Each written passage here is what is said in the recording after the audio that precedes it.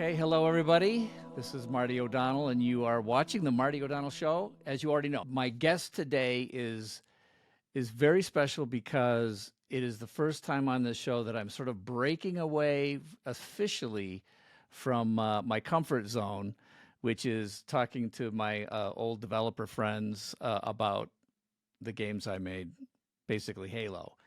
But before we actually came on live, my guest Auron MacIntyre did say to me that he has played Halo, and it looks like maybe it was part of his childhood, which is always sort of a comfort for me when I know that people have played. So everybody, welcome Auron. Auron, welcome to the show. Thanks. Yeah, saying I played some Halo might be an understatement. Like, Okay. I was one of the guys who's excited because the university I went to had like a T1 line, and you could actually connect the Xboxes, and we just played, constantly all the time. So yeah, no, I've played a lot of Halo in my time. You know, I haven't heard the term T1 line in a while. That used to be, that was the shiznit, man. I mean, a lot of people still had the old 28.8 baud modems or whatever. So if you had a university with T1, then you were playing without lag, which is very cool. Glad to hear it. Yeah, definitely. I guess aging myself there, like showing my age that was something to be very excited about. You know what? No one's allowed to say they're aging themselves when you're on my show, because I am the oldest of the old. Well, thanks for being on the show. And so one of the things we wanted to do on my show is, like, I want to be able to talk about everything: culture, religion, and politics. And I feel like culture is upstream. Religion is upstream from culture. Culture is upstream from politics. Politics is probably the most boring, but also probably the most consequential thing that happens in people's lives in terms of like where the rubber meets the road. But I was not aware of who you were, which is because I'm somewhat new to this whole podcast space, and I decided I would binge watch your podcast, which is impossible to do. You've done like 250,000 podcasts, and you've written, you've got books, you've done so much stuff. But I was trying to get to know who you are, and I think you and I are probably going to be simpatico on lots of stuff, which is exciting to me.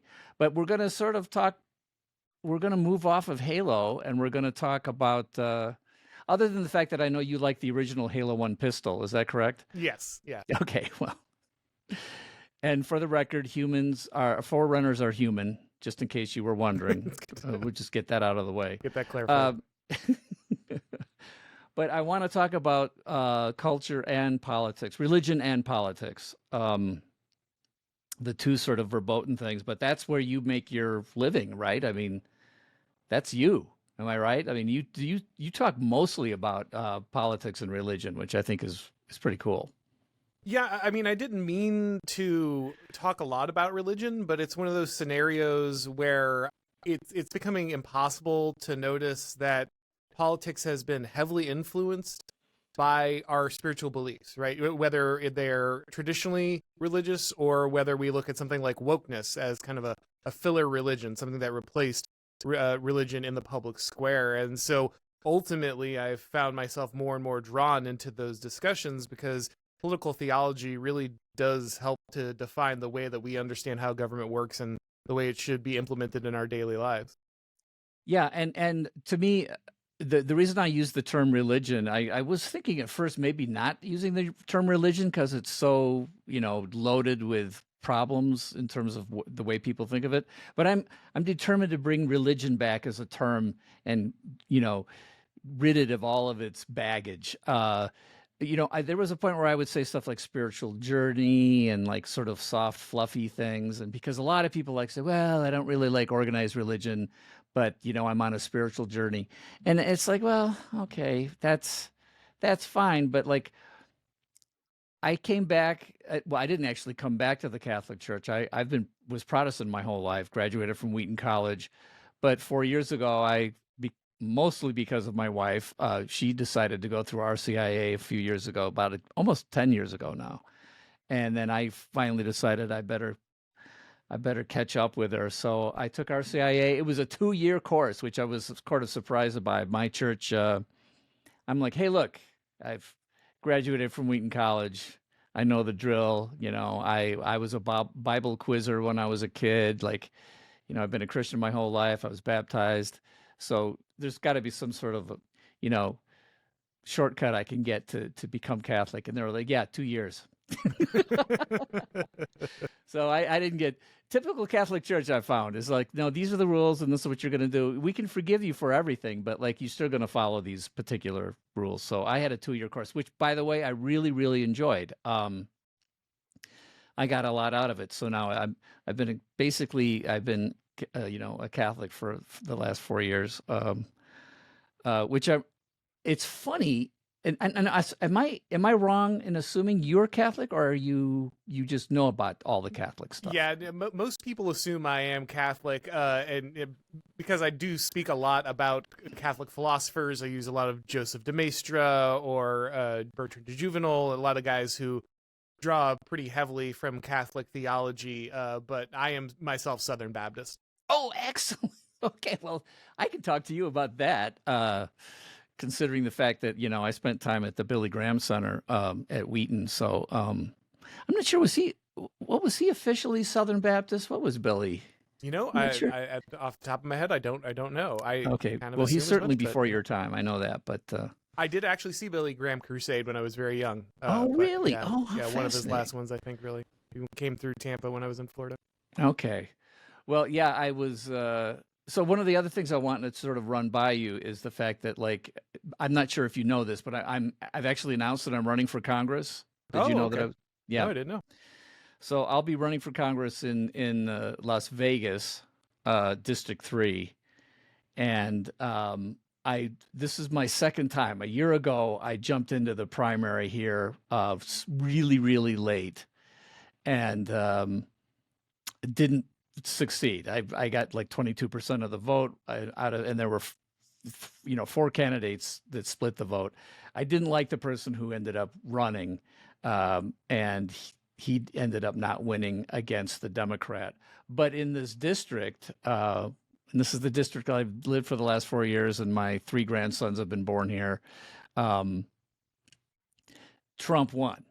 So now the national Republicans are looking very closely at this district because it's a Trump winning district that also elected a Democrat. So it's very close, and it's what they consider to be flippable. So I'm like, okay, I'm going to get in early this time, and I have two goals. Either I'm going to win and beat Susie Lee, who's the congressman from this district, or I'm going to find the person that Trump wants to support, and then as soon as Trump says I'm supporting this other person who's a Republican, I'm going to say that's great. I'll get out and I will throw all my support behind that person. I just think it's important for us to get out in front as quickly as possible because I'm really, really interested in making sure that Trump has reinforcements and in the midterms continue to keep the progress rolling forward. So I thought I'd tell you that because I have a little story that I want to get your opinion on. No, absolutely. I mean, it's incredibly important when we're seeing what's going on with the judiciary, obviously, that Trump have the congressional support necessary. He has to be able to move things through legislation, especially if the courts are going to be this obstructionist. So making sure that you can do your part or support somebody else who is, that's really important. So the thing I know for a fact is, and you probably would agree, is if he loses, let's say the House goes Democrat in the midterms, then that's sort of the end. It's the end of the progress that could be made because all they're going to do is impeachments and dragging their feet and lawfare and who knows what. And so I just feel like, yeah, this is the midterm that we have to maintain and expand the majority. That's my opinion. So. Oh no, they're absolutely going to do everything they can to obstruct him. They already are, and I mean, we're talking about a guy who literally got shot by Democrats at this point. So you kind of have to understand that yes, they're going to take every opportunity. So you will basically get a very much a lame duck session if you lose control of the House there, just because they'll be constantly embattled if nothing else. So I think it's hard for people. It's even hard for me to remember how different it felt a year ago right now. So I was, I'd just gotten into this primary battle, and um, I was certainly pushing for Trump to win. I've now have voted for him 3 times. I've always been a Trump fan as soon as the first couple of debates, 10 years ago were over. At first I was like many, many people, especially conservatives, we really didn't think Trump was a serious candidate. We thought like, well, this will be fun. But there were like 16 candidates up on stage, and Trump just seemed like, some sort of fun reality show, you know, sideshow. It just seemed like, oh, this will be fun. But I started realizing how seriously he could be and how could be taken, and how he was the one who was actually tapping into this populist, nationalist, forgotten man, forgotten people, forgotten middle class. He was tapping into that so strongly. And I thought, oh my gosh, this guy, he's going to eliminate all these other candidates and he's going to win. He is a disruptor. And I just thought it was great. So, I've been a Trump supporter ever since, which doesn't necessarily go over all that great with some of my Halo fans and my coworkers. But that's okay. I've been a conservative, a classic conservative, which I know you talk a lot about, classic liberals and uh, classic conservatives. But when I say classic conservative, it means that when I was 9 years old, I saw Ronald Reagan introduce Barry Goldwater to the world, and I actually was convinced that that was the way of thinking politically that made the most sense. And so I've read F.A. Hayek and Milton Friedman and Thomas Sowell. I'm just down the line, the sort of classic conservative. So what I want to say is that a year ago I went to Washington to like sort of get introduced to people and find out what's going on there, which I didn't really find out anything constructive, other than there's a lot of very comfortable people in Washington, D.C. that need to be uncomfortable.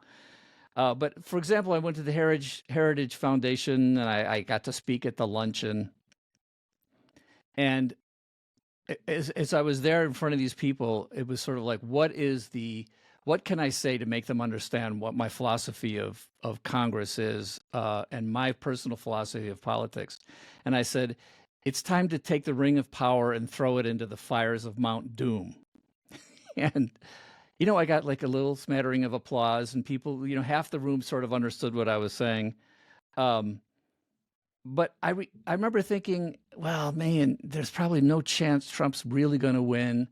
If I'm in Congress, I'll just be this lone voice, um, trying to be a disruptor, trying to find the power and eliminating the power, and be a federalist and get power back to the states.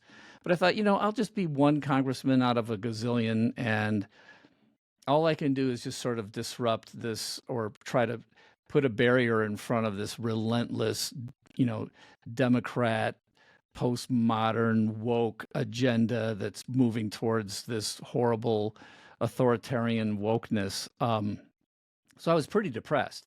So I actually wasn't mad that I lost. And then Trump had the the debate with Joe Biden, and then he picked J.D. Vance. Maybe I might have the order wrong, and who I love. And then he got the assassination attempt, and I'm like, this guy's going to win. And then he did win, and I was thrilled. And now this last 100 days, I'm just like, this is like a party every day. I don't know. How are you seeing what's going on? I know I spoke a long time there, but I wanted to give you my insights here. No, it's okay. I am very happy to see, obviously, Trump winning is a huge deal. And like you, once that assassination attempt went down, I was like, oh no, he's going to get this. Like there's no way that a man gets shot, pops up right after that, blood streaking down his face, pumping his fist, fight. There's no way you lose after something like that. It just doesn't happen. They can't steal this one. Basically, was the feeling once I saw that, and it's been very It's been very positive to see Trump taking the action he's taking. Especially, there's been a lot of discussion about the administrative state and the managerial class, And for me, this is really critical because this is where I spend a lot of my time. A big chunk of my book is about this, is how important it is to grasp that it's not just the normal election levers of power that we're facing, that we're used to. It's that there is a large network, not just the deep state. A lot of people talk about the deep state, the unelected bureaucracy. That's very important, of course, but a wider understanding of the class interests that come with our current ruling class that extends well beyond the government itself, and it moves into NGOs, and it moves into media, and it moves into academia. And all of these things are coordinated. They work together, not in a formal way. There's no cabal of people sitting at the top writing out orders. I mean, sometimes there are. Sometimes there are. But in general, they share a worldview. They share Absolutely. a moral vision. They share a class interest. They share these things. And because of that, they're constantly working together. And that's why Trump is constantly battling so many forces, because you can see that if it's not the bureaucracy, it'll be the judiciary. If it's not judiciary, it's the media. If it's not the media, it's always something working together. And a big part of what he's been doing is recognizing that he basically just needs to have so much momentum that they don't have time to pin him down on any one thing. And this has meant exercising power in a way that makes some conservatives, some establishment conservatives very uncomfortable. But that's what it takes in this moment, and I think that's really the battle that he's having. Well, I got to say, one of my core tenets that I've learned as being a conservative is not just you have conservative ideals, let's say about economics or freedom or constitutional republic, whatever. It's all and social conservatism. I never run away from being a social conservative. I'll talk to people who say, well, I'm an economic conservative, but I'm not a social conservative. I'm like, okay, yeah, I got it. I'm a social conservative too. I don't like men in women's bathrooms. I don't like men pretending to be women and somehow they get special rights. Like none of that stuff. Okay. But I still am able to work with and talk to people who have different views and opinions. So I believe very strongly in civil discourse. But one of the ideals of a true conservative is that it's how you want change to happen. You want change to be slow and incremental and very careful because you're very concerned about unintended consequences. And so that's always been a conflict for me personally, because I'm like, wow, especially after a year ago going to DC, I'm like, there ain't no way that slow incremental progress is going to do anything. That's been, I think, the Achilles heel of the conservative movement, is that we cannot do it that way. And maybe I'm wrong, but I mean, it just feels like that's what I feel like I learned. And Trump, who's not a conservative, I mean, he was a Democrat when Reagan was president, which is mind-boggling to me. Tulsi Gabbard, Robert F. Kennedy Jr., Elon Musk, they're not even close to classic conservatism, which is their superpower, frankly, because they're in there saying, we're going to disrupt, we're going to make change, and we're going to make it fast and hard and deliberate. Now, this is what I really want to get your mind on, because I know you've written about stuff like this and you've talked about it. So with sudden change, revolutionary change, there will be unintended consequences. That's true. So the conservative ideal of saying, well, we don't want unintended consequences, that might be true, but that means you're never going to get anything done.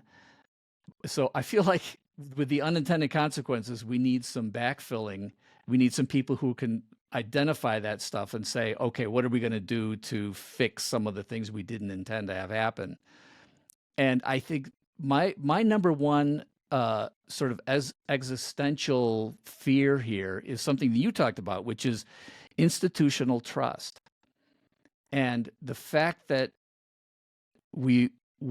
and I think it's right, that skepticism and no longer trusting our institutions is a revolutionary way to think, and they brought it on themselves. Every single one of these stupid institutions with whatever's been controlling these institutions, whether they're Republican or Democrat, the people have lost trust in the institutions across the board.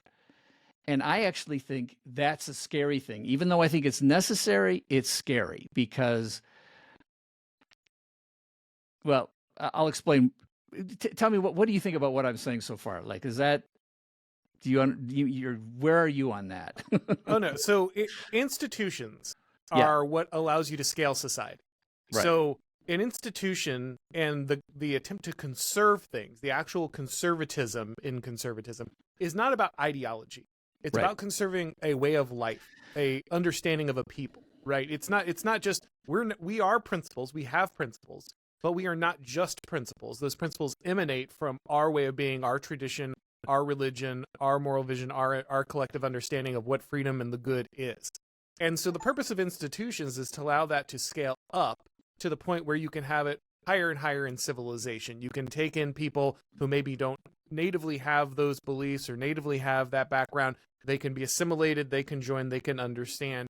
That can be something that you can coordinate across society. The bigger your society gets, the more the institutions become critical, because they're the things that are inculcating the next generation and what you should believe and how you should act. And you need them to filter information. They need to be reliable. So the large amount of people who can't individually vet everything that your government is doing or trying to say can trust those people. And the currency that they wield is that trust. Without that trust, they just don't do anything. Now, what happened for our institutions is that the people who ran them more and more got the incentive to bend a little bit of that trust every time, spend a little bit of that trust to get a little more political power. And they did it over and then over and over again until we got to something like COVID, where all of a sudden these institutions were just lighting credibility on fire to see how long they could lock you in their house. And so ultimately we end up in this moment where I'm with you. The institutions should be there to guide us. They should be there to protect us. They should be there to help us scale society and continue it forward and preserve the character of American people and its beliefs.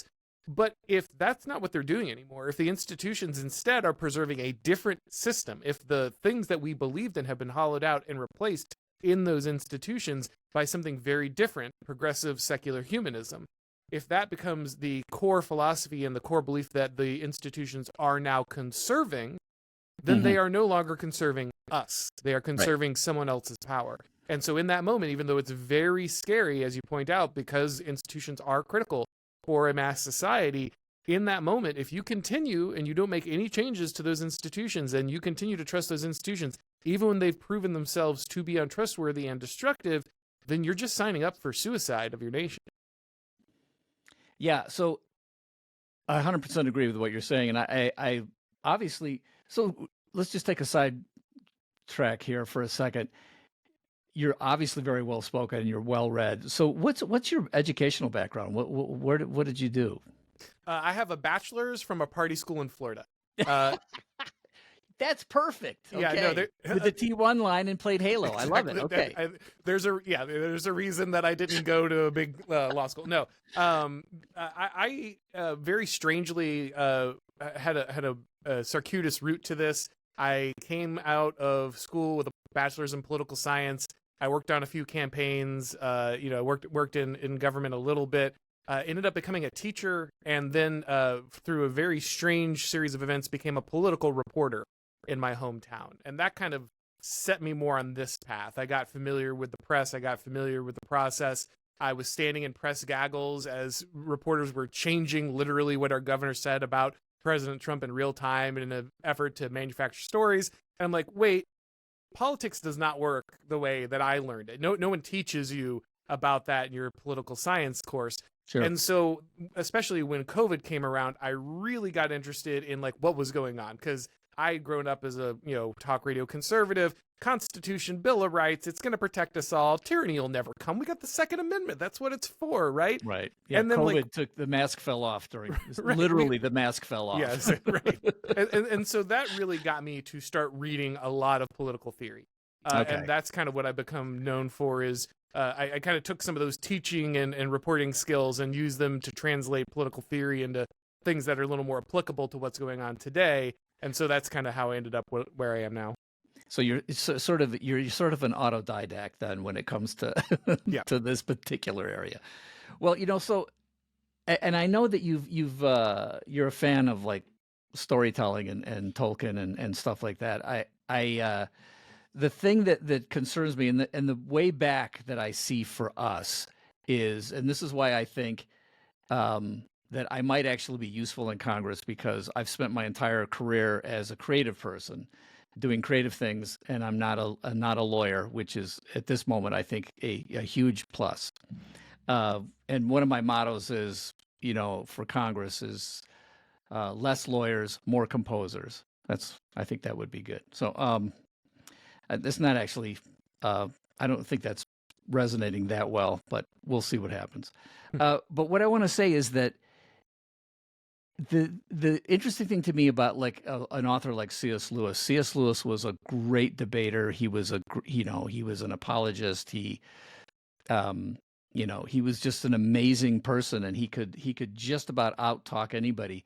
But later in his life, he kind of realized that he wasn't really persuading, and he saw, obviously we all see the way Jesus lived, and he persuaded by telling parables. He was, also the Son of God, but like the Holy Spirit wasn't here yet, right? So he had to be a human being, a fully human being, persuading his disciples to follow him and the people and preach. And the power of telling stories was huge, and it's always been a huge thing. And so as I look at the future, I'm thinking we have to be able to continue to tell stories. And so I'm looking at a couple of things. I have used, from a creative and a business standpoint, a sort of retelling of the Aesop's fable, not really a retelling, the goose that laid the golden egg, which a lot of people get wrong. They call it the golden goose, but the golden goose is a different fable where there's a golden goose and people grab it and then they're stuck to it, and then there's a chain of human beings that are all stuck to the golden goose.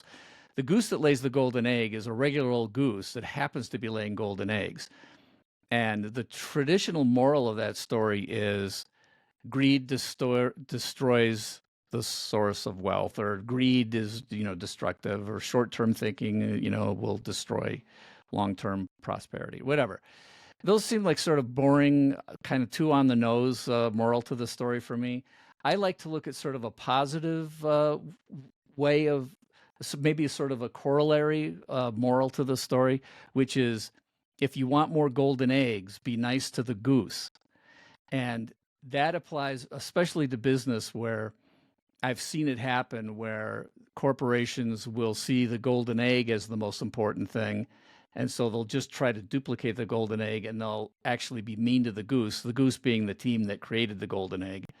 And so you get all these sequels that are horrible across the board in television, movies, you name it. So I looked at it that way. But today, now in this political climate, I'm looking at a different Aesop's fable, which is The Boy Who Cried Wolf. And a lot of times we think the moral of that story is that if you lie, people will stop believing you, which is okay, great. But actually, I think what I'm looking at is a different way of looking at the moral to that story, which is, let's see, how do I want to put this? When people no longer trust, the sheep die. And that's where I think we are. And this is what I'm concerned about, is we're in this existential crisis, truly, for the West, for the governments of the West, especially our government, but I think it's in all the Western governments. We no longer have institutional trust. We no longer trust our institutions. And when that happens, they've lost all credibility. But those are the places where, like you said, our society is built on those pillars, and you take those away and the sheep die. And, fill in the blank for what the sheep might be. Something bad is going to happen because the early warning systems are done. It doesn't matter if there's another pandemic that comes down the pike, we're not going to respond the way we did before. It's like we've heard this one before, and what if it's a real deadly pandemic that comes down, and drastic things need to happen? We're going to say, yeah, forget it. We don't trust you people anymore. when it comes to like war and pestilence and famine and all these things, we don't trust anybody. So that's what I'm worried about. Like, how do we rebuild trust? We're gonna need. You have to answer this. I Give me assume the that was answer. so what we have really here, and this is important, what we have is an epistemological crisis. Yep. What we have is a society that was told, and this is part of, I like you said, from time to time I get critical of classical liberalism as well, and this is one of those moments. We were told that we could have a liberal society, and by this I don't mean a far left progressive society. Right. I mean a society in which we had this neutral, objective form of secular governance, and what it would do is it would take all these different cultures and all these different peoples, and it would just move all those big existential questions about the meaning of life and God and morality and all that stuff that's caused wars and stuff throughout thousands of years of human existence. And it would kind of move all that stuff into the broom closet. And we would create this kind of minimum viable morality that would allow everyone to interact. And it didn't matter if you were a Muslim or a Hindu or a Christian. And it didn't matter if you were from the US or China or from Africa. And it didn't really matter how you lived your life or the way that your way of being, because ultimately these institutions were going to stand above all of those things. And they were going to be these objective centers of truth that would educate your children and make sure that you got good health care, and the trains ran on time and the water came and all that stuff.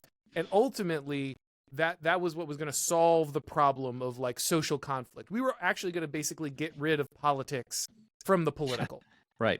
And what we found out is that actually you can't do that, and that institutions, even if they say they're objective, aren't, and they always have a worldview.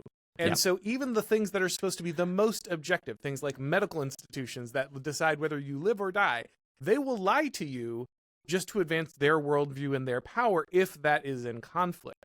And that's a scary thing, because we built our entire society on this misnomer that we could have this neutral public square. We could have this objective government that would run everything without leaning one direction or the other. And what we're finding is, like, actually human beings are political animals, just like Aristotle told us, and nothing has changed. And that conflict is going to continue. And what we have to do, if we're ever going to return to a place where we can trust those institutions, is ground them in a version of truth that is solid, that is not this lie of objectivity, but it takes a stand on its being. It takes its stand on its truth.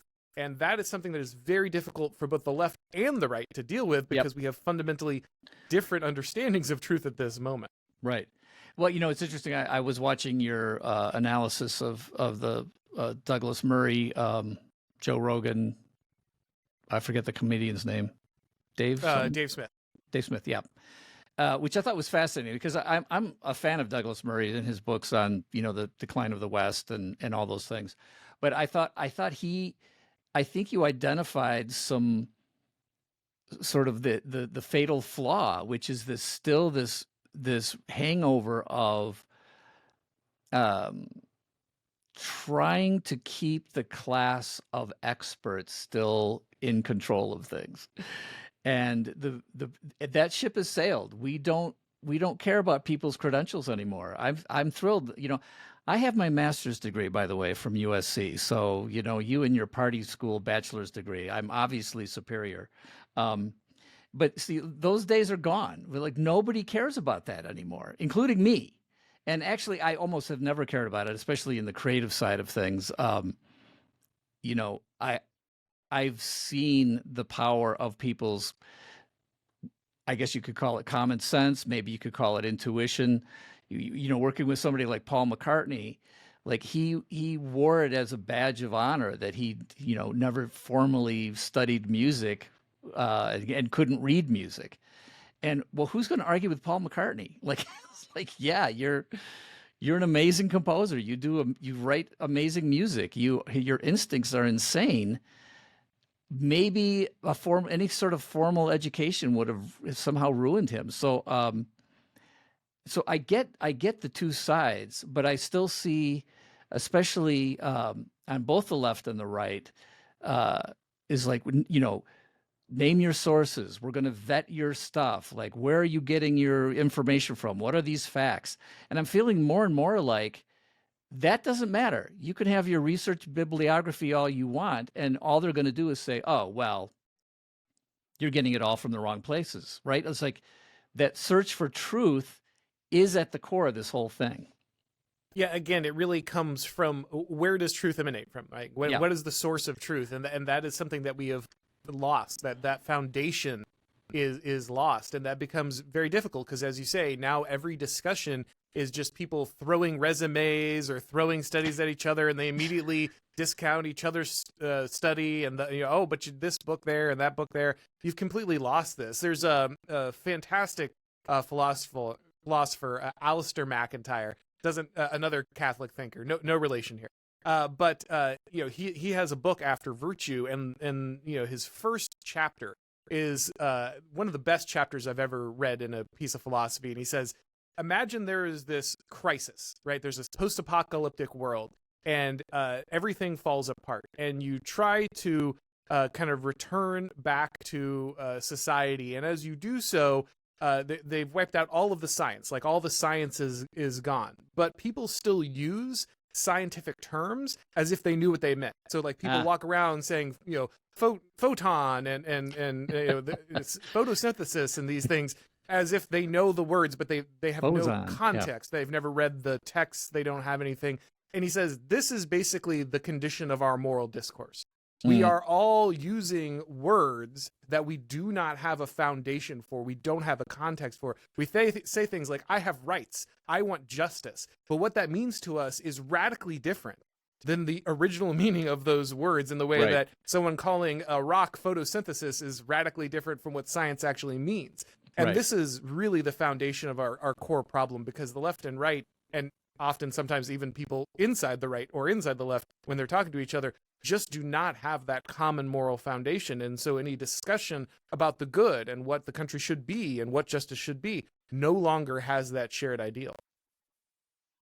Yeah, and that is well, de Tocqueville's famously said about America that it's great. It will only be great as long as the people are good. And the assumption of those words, a politically great power, but good meant the moral good, that the people will fundamentally, and the founders of the writers of the Constitution knew that too, that like whatever this system is, a democratic republic under a constitution, blah, blah, blah, it depends on having a sort of an agreement of morality amongst the governed. It's not just you can't have that kind of government on a populace that is just at its very core in complete disagreement about what good and evil is, or even if good and evil exist. And this is something that both John Adams and Machiavelli agreed on. Like that's how universal this is. Yeah. Most people don't know but Machiavelli was actually a Republican. He was a big fan of Republican governance. And he and John Adams both said, look, you have the only way for a people to govern themselves is to have that moral character. They have to have that unified understanding, that moral character. That's the only way that the government can basically be small and turn its power over to the people, is if they don't need the constant governance. They don't need the constant guiding of a strong hand. That's the only thing that allows that type of government to perpetuate itself. Well, so what I think is also interesting. Well, I was just going to say one of the things that flashed into my head when you were talking about truth is like, isn't it sort of amazing that it's in our creed, but Pontius Pilate asked the question, "What is truth?" to our Savior Jesus, and basically Jesus didn't give a explanation of what his truth is. He is truth. He's the embodiment of truth. And it's like that is almost, for a human being to try to conceive of what that actually means. But it's such a powerful image that it's not about defining the word truth or discovering truths. It's that we believe Christ is the embodiment of truth, which is this is a question that goes all the way back. I think from the moment we have any sort of recorded history, people were trying to figure out what is existence and what is truth. Anyway, that's I think that's important, but I don't know how to like bring that into to the discussion, especially in politics. That's going to be tough. Well, and I think that's always difficult for people, right? Like you say, this is an issue that has been struggled with since the beginning. Some of our earliest writings are about this constant battle, and I think the answer throughout most of history has been tradition. Hmm. Tradition is a collection of truths that have proven themselves through many iterations, right? And that doesn't mean that every part of every tradition is perfect. All real traditions are living traditions, and all living traditions are growing. And so Yes. there is a certain level of refinement, understanding. You have to be able to overcome those epistemological crises and these things when we encounter them. But ultimately, it is that tradition that guards us. I think G.K. Chesterton said that tradition is the democracy of the dead, and without it, we get the fascism of the living. Right, Yeah. and this is I think the problem that many people face is we have discarded all of those traditions. We've invalidated all those traditions. We say appealing to tradition is bad. Appealing to tradition is for backwards, idiots and hicks in the middle of a country somewhere. We have put this giant stigma on tradition. But that also keeps us from having a giant stigma on shared truth, which, by the way, is what every totalitarian government wants. Of Whatever course. totalitarian government wants is the destruction of tradition and to make its eternal present the only thing that is real. Year zero is the perfect scenario for every communist or fascist government because they want to be able to define truth. They don't want the common people, to be able to arrive at truth through tradition. They want to define it. And so I think that we are in the scenario where we have voluntarily destroyed the very thing that would probably save us from the crisis that we're facing, where we don't have the shared ground. Yeah. It's G.K. Chesterton, of course, is another. He's the most quotable person I think who's ever lived. I love his stuff. I also love the fact that he was Catholic. He came around. His book Orthodoxy shows how he said he went out the front door, of his faith and walked all the way around the world only to return and come in the back door. I might be saying that wrong. The Man Who Discovered England is one of my favorite things he's written. Yeah. But and he was hugely influential. The other cool thing about G.K. Chesterton is he was also a storyteller.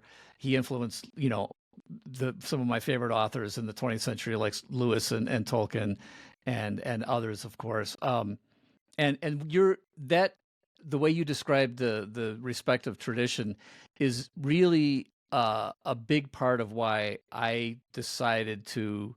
And my wife too. She was first. That's the biggest part. Is I want to be, make my wife happy. So that's always good. But I also wanted to return. I wanted to find a place where there were traditions that didn't depend on the human beings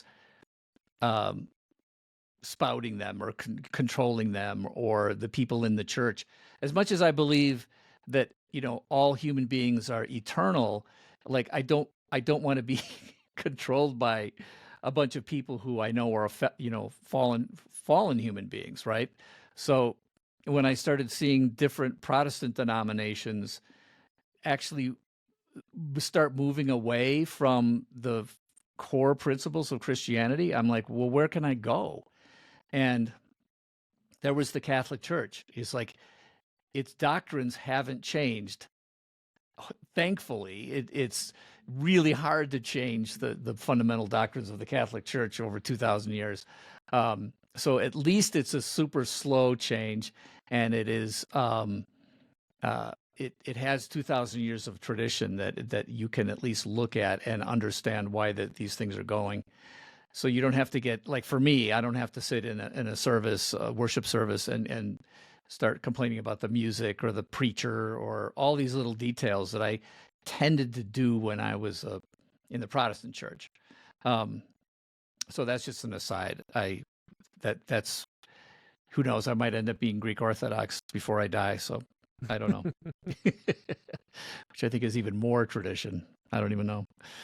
Yeah, and obviously religion is always one of the key sources of tradition and should be one of the key sources of tradition for any people. That's critical. That helps the way, again, that you interact with the divine also defines pretty much everything about the way that you interact with people, the things that you believe government should be able to do, the way that you can conduct yourself. And this is what we forgot, right? This is Yeah. there's a political theorist, Curtis Yarvin. He has this concept called the Cathedral, and basically he said that beyond the deep state, that what really the power centers in our country are academia, the unelected bureaucracy in Washington D.C., and the media. And he said the reason that these things have become powerful is they basically replace the church. If you were in the 1400s, you were in a medieval European town.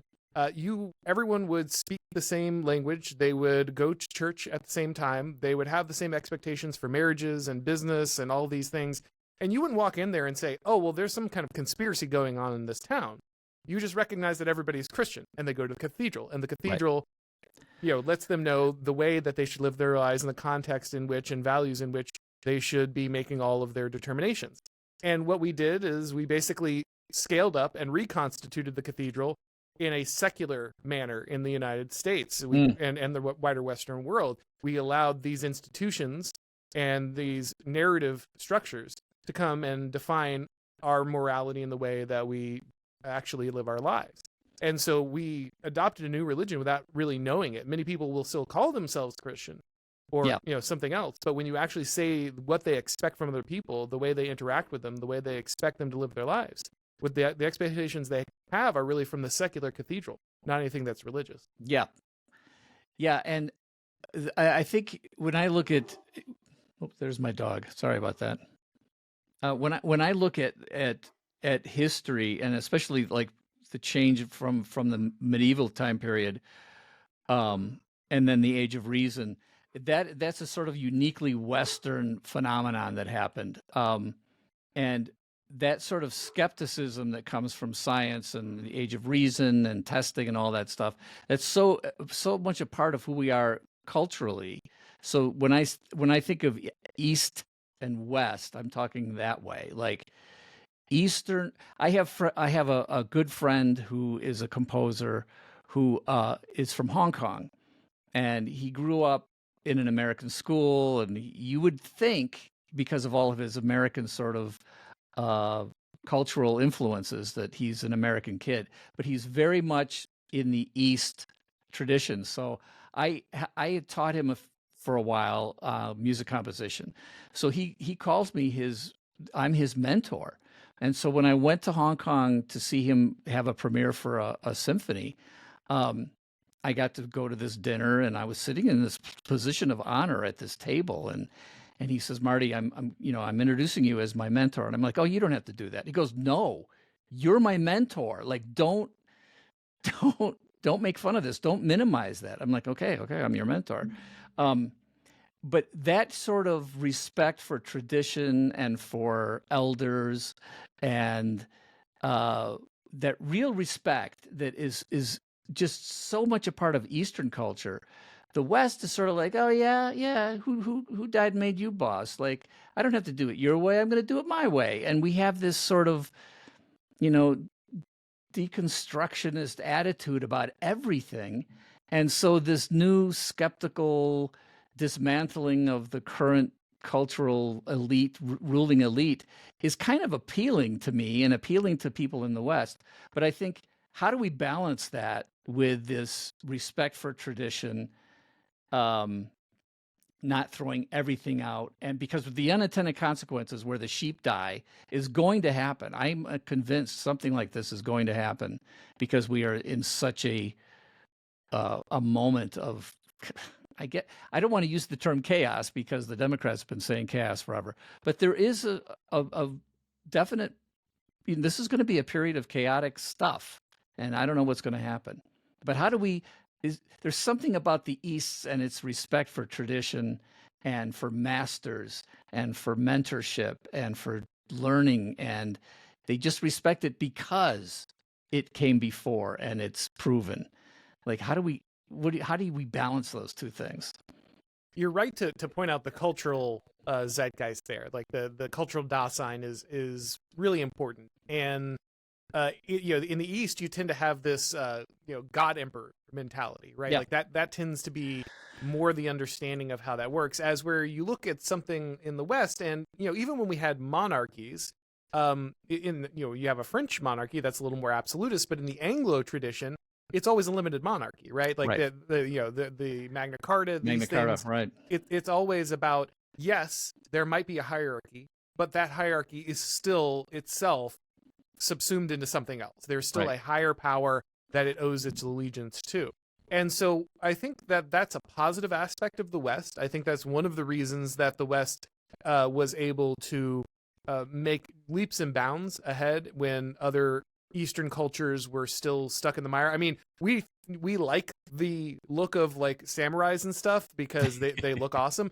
But when Yeah. you think about it, when the U.S. opened Japan or China, they were functionally feudal cultures still. Right. They were many hundreds of years behind in development. Now, the good part for them was that meant that they got to defend their culture. They were able, many things like the Meiji Restoration were entirely an attempt to stop Western infiltration into those cultures, but it means they also weren't as dynamic and adaptive. And this is a problem that always exists. So one of the guys I write about, Vilfredo Pareto, is a sociologist from Italy, sorry.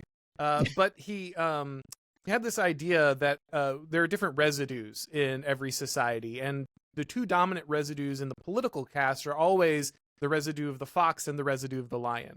And the fox is the one that is always looking for change, manipulation. He's combining things, putting together. The lion is, about persistence, tradition, patriotism, these things. And these things are always in tension. And sometimes you get an Athens, which is very fox-like and is all about the change and adaptation. And sometimes you get a Sparta that is very lion-like and is all about the tradition and these things. But each of them suffer from their own problems, right? Sure. Athens falls apart because it doesn't have the internal coherency to protect its identity. Sparta fails because ultimately it didn't have the ambition to expand and create an empire and impose its will, and it fell behind other nations that did. And so the problem we're facing now is a classic one. This isn't something that we just brought up, right? This has existed throughout history, all the way back to the ancient Greeks, all the way to today. And finding that balance, striking that balance between the tradition and the progress, the ability to adapt, but the ability to persist, these are critical. And it's a tension that is always there, and we're never getting it exactly right. I think the founders had a pretty good understanding of this, which is why they were changing certain parts of the British government, but they kept a lot more than they changed. Actually, we don't recognize this, but most of the rights in the Bill of Rights are actually in the English Bill of Rights, and most of our ideas about governance and limited governance actually come from the Anglo tradition. And so I think there's that we're always trying to find that sweet spot. And in this moment where our institutions have failed, the only thing we can really do is found new ones. And when we found them, try to strike the balance between respecting hierarchy and respecting tradition, but also not locking ourselves so tightly into a slavish dependence on those systems that we don't have the ability to adapt. Yeah, that's well said. I appreciate that. That's why I'm glad you're on the show, because you're good at this. You're good at saying things cogently and clearly. One of the things I love, there's the Daily Wire and Ben Shapiro have the, facts don't care about your feelings. And, that's a great thing to say and believe when talking to the wokes. But I think and it's very pithy, so it's fine. You can't stretch it too far. But there's another thing when you're, let's say, writing a memoir. One of the principles of writing a memoir of your life, of course, your life is my life is ridiculously long compared to yours right now, but I'm probably twice as long as yours. There's so many facts in my life, right? But if you're writing a memoir, one of the things to think about is don't let the facts get in the way of the truth. And that might sound funny. I don't think it probably sounds funny to you. You've probably heard it before, but that is something that can happen.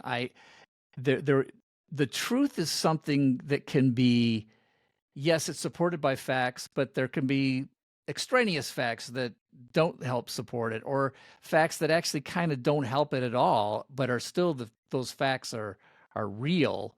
and this is, I think, one of the who was a Kellyanne Conway who said, different facts or whatever she said about facts. Alternative facts. Alternative facts, yeah. And I understood what she meant, and of course everybody jumped on it. But it's like everybody has their own set of facts, and believe it or not, they're probably valid. There's this set of facts, which is excluding this set of facts. So you need all the facts, but even all the facts don't necessarily get you to the truth.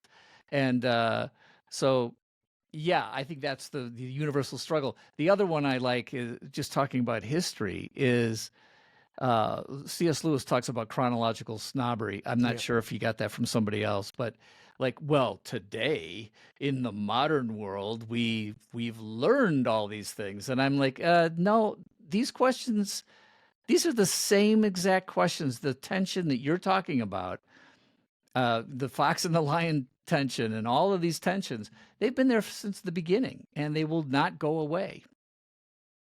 Yeah, C.S. Lewis's abolition of man has to be one of the most prophetic things but it wasn't complete until he turned it into that hideous strength, because C.S. Lewis knew that you needed to narrativize it. Yes, right, yes. Exactly. And that's a funny thing. I think it was Pat Buchanan who said, he showed up for the Reagan Revolution, and they got in there, and they had been told their whole lives that they were losing because the left was the educated people, and the right were the dumb people, and the left had all the facts and all the experts, and the right was all the stupid religious thing. And they got into office, and they got all the best arguments, and then they didn't win. and he's like, and that moment, I recognized that it's the story that matters. And as good as Ben's quote is there, the truth is that feelings don't care about your facts. And if you doubt that for a second, look at the debates we're having right now. Right, exactly. Right? You can have all the facts, and they don't care because it's really about feelings. And ultimately, when you're leading people, we are narrative creatures, right? Yes. I was a teacher. I taught kids.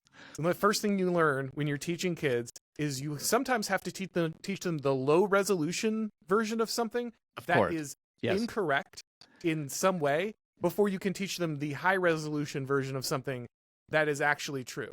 And that is very hard for people to grasp, but especially in politics, the right needs to get a hold of this. Conservatives need to grasp this. The narrative is also so much more important. And that's something that Trump did, right? Because he disrupted the narrative. People said, oh, maybe he's not exactly right about this fact or this fact, but the thing he's saying is ultimately true. Exactly. And that is something that more and more people are grasping. That's the genius of Trump, is he is using narrative in a way that the right has just not used in a long time. No, that's very insightful. And that's what's so funny to me about the attempt to destroy Trump because they're using fact checkers.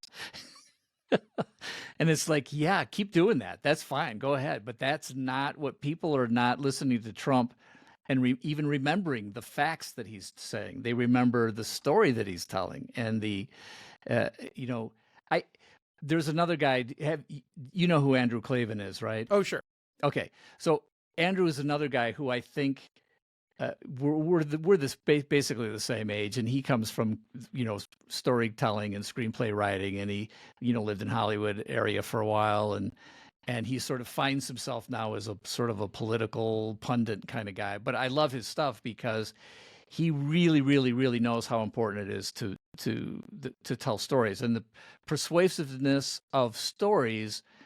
It's like you said, Lewis' Abolition of Man is not an easy read, but it's absolutely prophetic. But that hideous strength is just, oh, there it is. It's just in this story. The entire space trilogy is great. I mean, anyway, let's not get into that. I think what you're saying about story. Now, it's interesting because you're, political science, and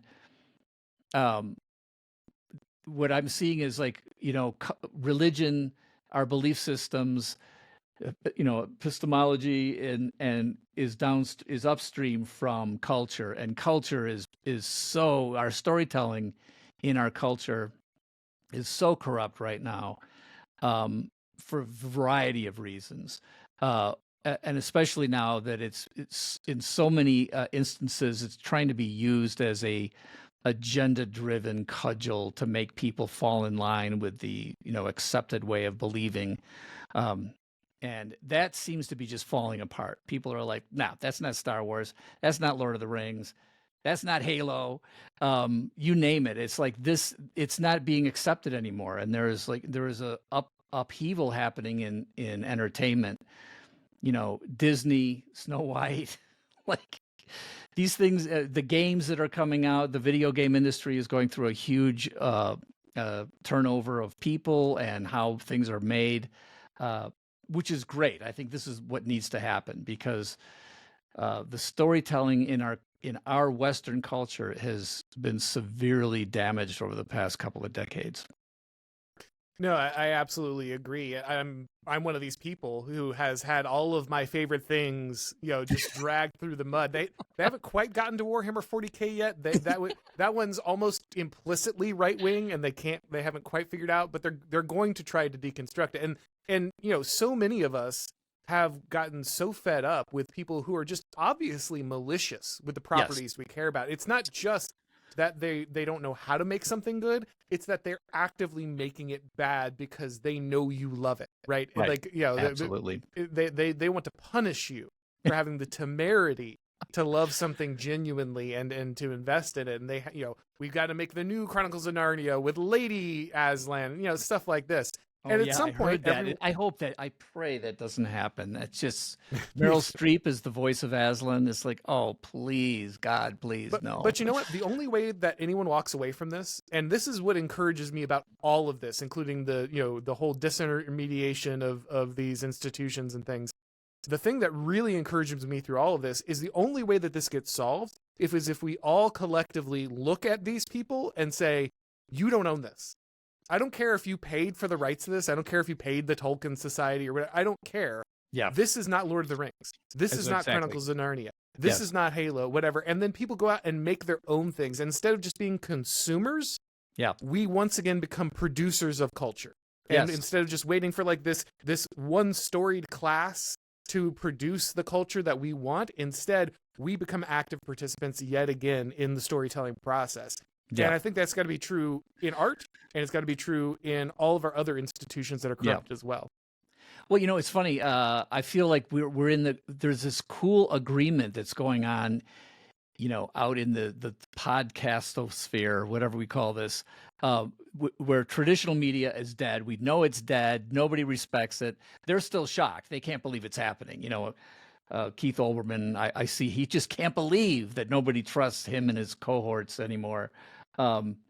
But we have, somebody like you and the critical drinker, you probably, in terms of lifestyle and your core religious beliefs, I don't know for a fact. I've never talked to the guy, but his understanding of how bad the culture has gotten and how manipulative and mean the creators of modern culture are and how wrong they are and how he's not going to accept it is the same as you and me, right? We all agree on this stuff. Now, I don't know if we agree on some of the implementation of politics or religion or anything else, but we can have this conversation about there's something just deadly wrong with our culture and our cultural, things that are happening. Like you say, the tools that we have to create art have never been better. We have amazingly widespread tools that just about anybody can pick up, and you can create things that are, tremendously polished. But the content is gone. The integrity in the art is it's just nowhere to be seen. And so I love the fact that we have this sort of crowdsourced epistemology happening. It's like that's what seems funny about the internet or podcasters and the new media is you can't absorb everything. There's just too much. There's just too much content. I grew up with 3 networks, NBC, ABC, CBS, and there's Walter Cronkite. What he said goes, right? And there was some good that happened during that period, but it grew into this thing with Hollywood and media across the world that they've lost all ability to persuade, and nobody believes them anymore. But we have this other thing that's picked up, and I think it started. I know you have a sort of is it a distrust of the intellectual dark web, or do you see? I remember when they sort of first started, I was like, oh, this is a breath of fresh air. Something disruptive is happening, and it's coming from the internet, and they're pushing back against, the way people are being told to think. Now they've all sort of like shot off in their different directions. But did you feel like it sort of started about then, or historically, what do you think? Well, I mean, I was captivated when the IDW hit the scene because one, I'm not as far down the political rabbit hole on my journey, I guess, as I am now, but also because, like you, I thought, okay, well, this is interesting that there are people who are actually standing up and they're going to continue the traditions that we think are so important, so I followed them with great attention, and there are different people in that mix, like Jonathan Peugeot, who I think is a really fascinating guy, and of course Jordan Peterson and others that I think have contributed. But the larger project, it became clear over time, was lacking an answer, because all of these guys were very good at saying there's a problem with the wokeness, we need to address it. There's a problem, we're breaking down truth, the postmodernists and all these things, right? But it became clear that because they themselves were mostly involved in cultural deconstruction, like, sorry, but Sam Harris is an agent of chaos. He's not. Yeah, he's not an agent of tradition. Same thing with guys like Eric Weinstein. A lot of these guys, they led the progressive revolution. They were key, soldiers in that until they fell off the tip of the sphere. Yeah. And it became very clear that, there was a split between the people who actually wanted to do something, actually wanted to change something, and the people who really, because they couldn't arrive, yet again, at a shared version of truth, they could never really turn it into a movement that mattered, right? If you have Sam Harris and Jordan Peterson sitting down across three, several hour podcasts, and they can't even get to the meaning of the word truth, right, then you're probably going to have a very difficult time pushing back against the postmodernists and their lack of truth, right? Exactly. And so, which is why we need better stories. I mean, that's the best way. Yeah. And that's why Peugeot and Peterson are the most interesting of the bunch, because they understand the critical role of narratives. I still need Jordan to push himself just a little harder into Christianity, but he's close. He keeps moved getting close, and God bless him. Let's get him across that finish line. But ultimately, without that shared source of truth, the IDW is just going nowhere, right? And this is why you can see, like you said, Douglas Murray has written tons of great stuff, right? Like he has very deep insights on the death of England, the strange death of England, and how Christianity West, falling away undermined all that. But Douglas isn't going to be a Christian tomorrow, right? Right. Like, you have these guys like Richard Dawkins saying, I miss the cultural Christianity, but I spent my entire life destroying it. Same thing with guys like Sam Harris. And if you're not willing, they'll use it when it's convenient for their arguments, as though, this is what was good about it, and you Christians better watch out because this. And then, but like, aren't you the guys that really hate Christianity, like to your core? Like, stop that. So guys like James Lindsay, who literally wrote several books on how much they hated Christianity and how it should be trusted, are now like appealing to that and saying, well, that's what we need to go back to, even though I don't believe in it. And so you have these moments where, like, you again, these guys might have individual contributions that have been good in general to the political zeitgeist, but they don't have a firm foundation to build a future on. And so in this moment, that's the problem with the IDW, is ultimately what they end up doing is just gatekeeping, because they're like, well, we might recognize that Christianity is important, but we don't want a Christian society. We might understand that the values abstractly are important to maintain order, but we're not going to actually convert ourselves. We're not actually going to follow the teachings or live life that way or have them reflected in the law.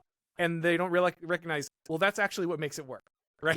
Yeah. It's not just a bunch of abstract principles. You can't cut the flowers and put them in the vase and leave them on the table forever. Eventually, without the roots, they die. And this is as true with the civilization and its Christian beliefs. I like that metaphor. That's good.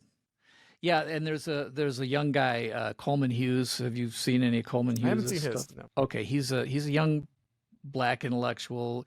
I think he started doing podcasting while he was still in college. Very, very smart. But I saw him talking to some older guys who were more established. And I wouldn't say he's liberal or conservative, but he's like very thoughtful. but he realizes the philosophy that he's been struggling with and looking for truth. He's gotten to this point where, like, oh, I'm missing the meta narrative. Like, I'm missing the thing that sort of is above, that holds it all together, or maybe below, like you're saying, the roots.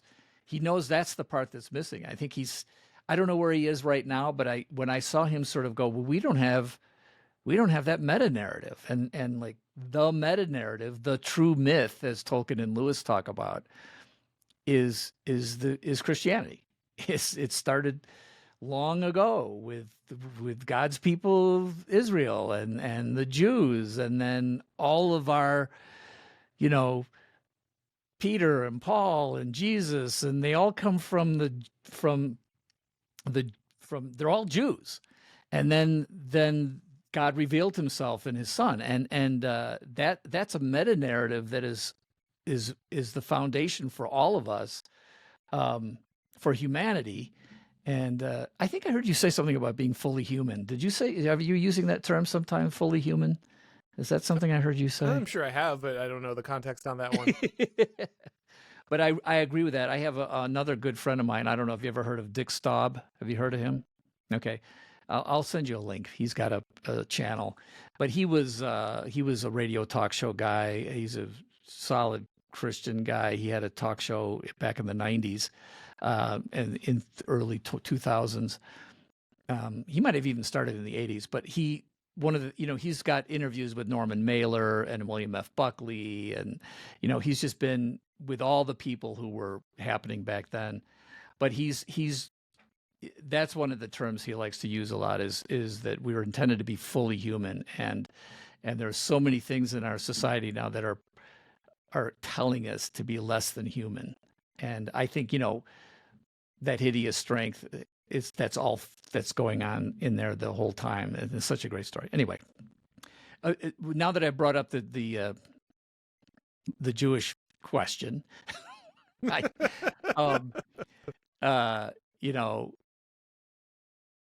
going to ask you about this because I as I'm moving more into the podcast world, and the people there's so many people who are talking and discussing things and making progress. And then I think I saw you talking about an e-drama. Is that what you're calling it? Some sort of... if a bunch of people are arguing online, unfortunately that happens. Yeah. And it's like, geez, I don't want to get into that. But I can tell you this, especially now that the weird thing, of course, I'm moving away from storytelling and into Congress. Like, how does that make sense? But anyway, we'll see what happens. I'll have a good story to tell. It makes it even more important to tell stories. That's what makes Trump such a great politician. Yes. He can tell the stories. So okay. take that talent with you. Okay, that's good. That's what I'm hoping to do. The thing I'm seeing is that, like, America First. I love that, America First. And then it's like, oh, there's an America First PAC, Political Action Committee. And, then, I'll say something like, he is risen on Easter. And I'll get people on my Twitter feed saying, he is risen indeed. He is risen indeed. And then there'll be he is risen indeed with a picture of Christ and a frog. And I'm like, what's this frog thing? And apparently it's a groiper who I've had to look up. And then I find out that, like, the person who started the America First PAC is this kid named Nick Fuentes. And I'm like, wait, what? So I feel like some of these terms, like Christ is King. I went to Wheaton College. The motto of Wheaton College is for Christ and His kingdom. Christ is King. That is, Christians can say that, and we have to be able to say that. But now I'm suspicious when I see it in a Twitter thread, and then I look at this person's stuff, and it's like Nick Fuentes and his ilk and these groypers, and they're like the most vitriolic, heinously evil anti-Semites I've ever seen. So what are you doing with that stuff? Like, how do you navigate through this? Well, there was a big showdown last Easter over this. Okay. Like, all of a sudden, saying Christ is King was some terrible thing. And the reason was, as you point out, because ultimately, Fuentes, who, no love lost here. He hates me quite a bit. But he had said something to the effect of Christ is king, and you have to say it, or otherwise you're not that's how you can ferret out the nefarious Jews or something like that. And a lot of people said, okay, well now you can't say that anymore. And my position was the least popular of them all, but the one that I think is right, so I took it anyway. Which is that yes, like obviously using that phrase to try to insult someone is evil. Like that you should not be using something that honors God in an attempt to like maliciously attack someone. That said, the fact that Christ is king is true and has to be proclaimed. We are literally required to do so as Christians. Yeah. And so I'm not going to hesitate to use a phrase that is true just because someone else who is a bad person used it in the wrong way. Hitler drank water too. Yeah, right. But I'm not going to stop drinking water. And Nick Fuentes can say Christ is king if he thinks that insults someone. That's fine. Ultimately, I wish I had the exact address in the Bible, but there's even a passage that says even if someone proclaims Christ's name in the wrong way, it's still getting the truth out there, right? Yeah. And so I understand the aversion, and ultimately I don't like the way that it was used either. But I think it's very stupid to turn around and try to silence truth, especially biblical truth that we have been demanded to declare just because a bad person said it at some point. Yeah, I mean, it's sort of like when I grew up, a rainbow was symbolic of God's promise. And now it's not. So it's like, are we not allowed to, it's like people can co-opt these symbols and suddenly you can't have a rainbow. You can't say Christ is king. You can't say America first. And it's like, no. We have to figure out a way to take those things back. They're not those people don't get to own that stuff. And it is an us versus them thing in that we are at right now. And this is one of the other things I know, like, I think it was Andrew Klavan who said, yeah, I'm a Christian and yeah, I'm a nationalist. So I guess technically I'm a Christian nationalist and I'm a white man. So like, yes, technically I'm a white Christian nationalist, but not the way that's currently being defined. And it's being defined by both the wackos on this side and the wackos on this side. And it's like, I don't know. It's going to get harder and harder, I think, to talk to the middle who's not paying a ton of attention because they're going to only hear these trigger kinds of words. And I don't know what to do about that. I honestly don't.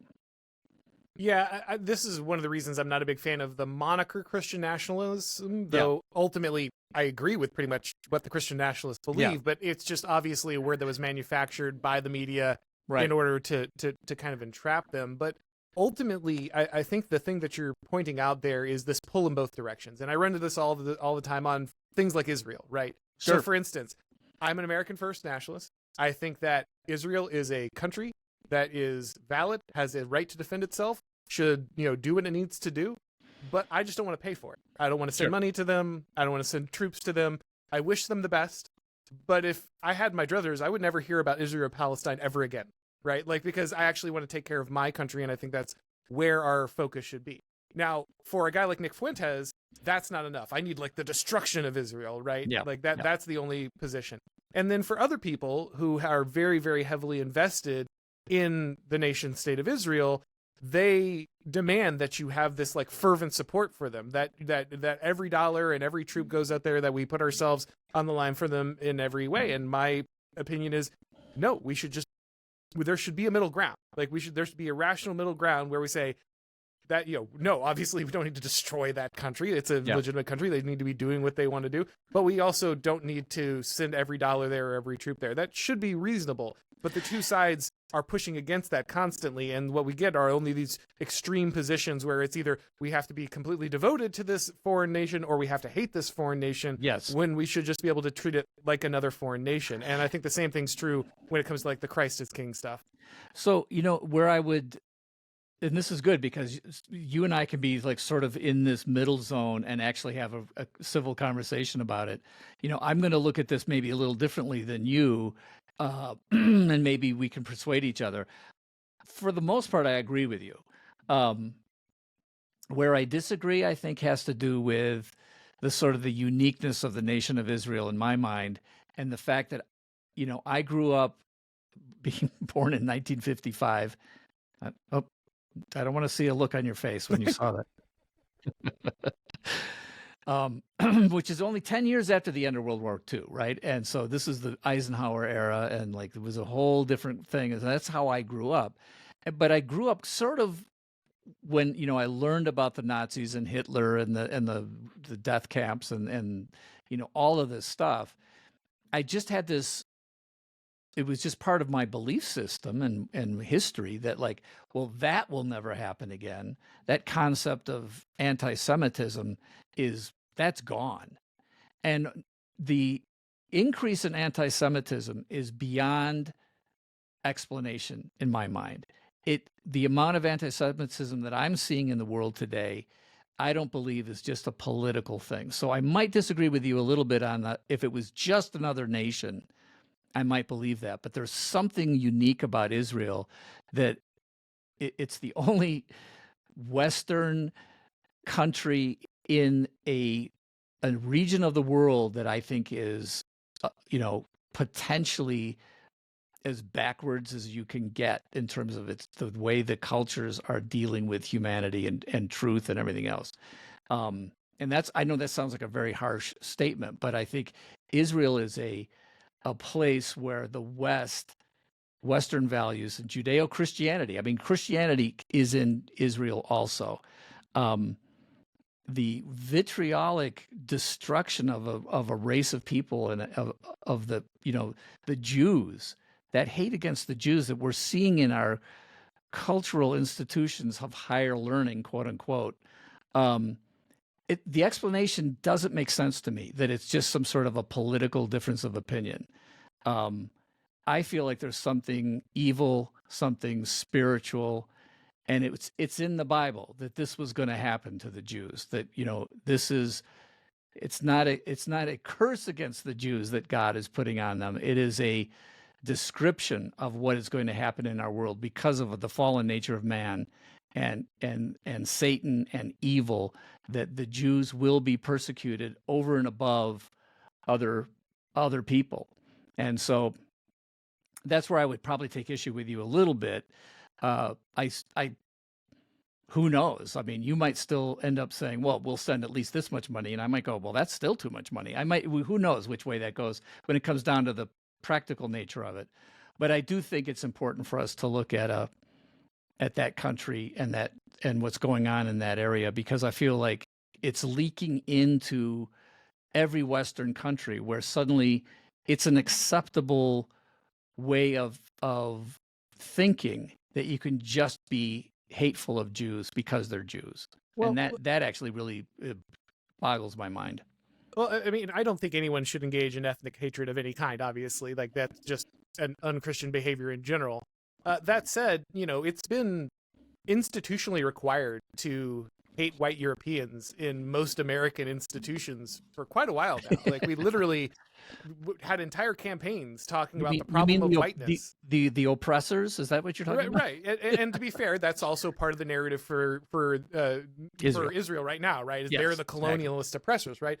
But what my point in making there is that it's not unique that we have actual ethnic hatred built into our system. It's literally been required by law in American system, just not against Jewish people, against other people. And I think about other countries out in the Middle East region. Armenia is one of the earliest Christian kingdoms of all time. They faced a genocide of 2 million people. The only reason that they didn't have the same scale was literally they just didn't have the industrialization. The Nazis were only a little better at their job because they had more technology to scale up their genocide, and they're German, so they're a little more efficient. But ultimately, the Armenians face the same thing, and yet we don't talk about never again for the Armenians. We don't talk, and that's a Christian country. That's not a different religion. That is a Christian country. We don't talk about needing to reassert Christian influence in Armenia, make sure that Armenia is an outpost for Western civilization. You understand what I'm saying here? Yes, I do. We have other historical examples that are analogous to what happened to the Holocaust. That doesn't mean the Holocaust wasn't terrible. Of course it was terrible. It just wasn't as unique as we kind of treat it as. And so ultimately, I think the reality, again, is that I'm with you. Like, obviously, World War II was horrible, and Israel is its own country with its right to exist. But I just don't understand why we would be any more invested in Israel than we would be in Armenia. They just, especially since we actually share a religion with Armenian Christians that we don't share with Jewish Jews or Israeli Jews, obviously. Well, so the only difference I would take issue with you on that is that what I'm identifying is more the intensity of the Jewish hatred as soon as there was sort of a, this oppressor oppressed narrative that we can have, out of the woodwork came this like unabashed hatred of Jews.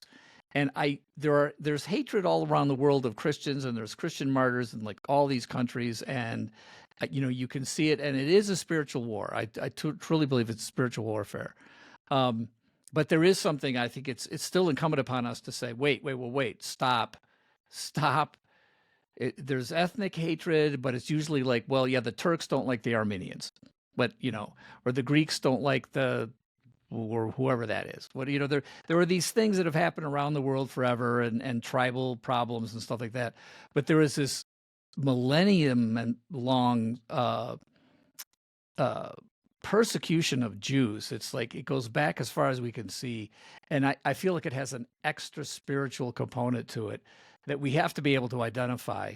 What it means practically and everything else. I think that remains to be seen, like how we deal with that. But it's been sort of a shock to me and a wake up call that spiritual forces are still at work in this world. And I think the anti-Semitism that is being accepted, especially in some of our bigger institutions. So it's like, oh, well, that's just free speech. And I'm like, no, wait a minute. Wait, what? Like you can't tell me that that's what this argument is about. So anyway, I tend to do this at the end of my podcast. I bring up something like, hey, how about this? How about anti-Semitism as the end? You got 5 minutes. Let's go. This is a huge subject, I know, but I think you and I could have, flesh this out more, and I can understand, the different ways of looking at this a little bit better. But that's my thing. I think you probably agree in the general principle that this is humanity is in the midst of spiritual warfare, and it always has been. Oh, yeah. So, no, that's certainly the case. And yeah, I am running into a hard out, but no, I agree. Ultimately, what we are facing is absolutely a spiritual battle. Yeah. And that's again why the narratives become so important, because the religious narratives tell us who we are and what we should value and what we should love and what we should hate. And without a shared understanding of that, without a shared understanding of the good, without that moral vision that comes from a binding understanding of the divine, then we just have a hard time negotiating any other aspect of reality. And so I think that's why it is ultimately a spiritual battle, because those truths underlie everything else that we're actually arguing about. Yeah. All right, well, let's leave it there. I was so glad we were, we're longer than I thought we were going to be. I'm sorry about that, Auron, which is a great name. Is that an Irish name? What is that? Yeah, MacIntyre is, yeah. But the Auron, is that? Auron, you'll find it in like, sorry, all of a sudden I can't remember. Like Ayn Rand is a character in Ayn Rand novel, that kind of thing. Oh, really? Oh, oh, okay. Your parents must be very interesting. Next time we'll talk about your folks. All right. Thanks again. This is a great conversation. I hope we can continue it into the future. If you ever want me on your show, we can talk about Halo if you want. That'd be fun. Oh yeah, no, we're definitely doing that. I'm cashing that in. Don't. All right, great. All right. Thanks again. Thanks everybody for coming, and we'll see you next time.